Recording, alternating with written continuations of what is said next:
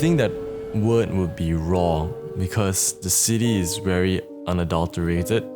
Many parts of it is just laid bare for you and just beckoning you to go and search and explore it.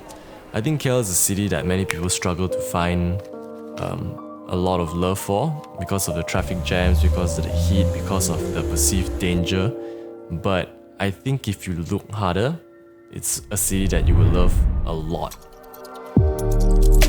I think the most interesting thing about KL is that it doesn't have a single identity. You move to different parts of the city and you can see an entirely different person. You know, you go to Chinatown and you can feel the hustle bustle of it.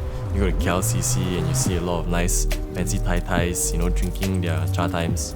It makes the city much more interesting in that sense.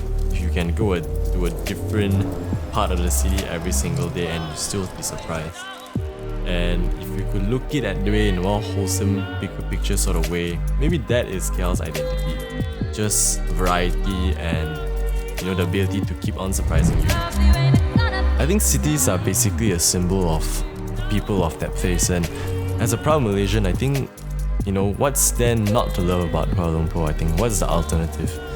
We only have one city and, you know, we only can make it great. The only way is up. KL is a very flawed city, there's no question about that. If you look at the traffic jam and, you know, just sometimes the cleanliness of the city, it can be quite off-putting.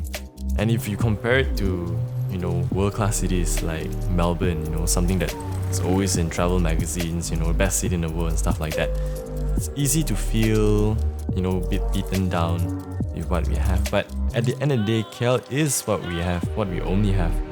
So to me, I think we always have to keep working to make our city a better place to live in.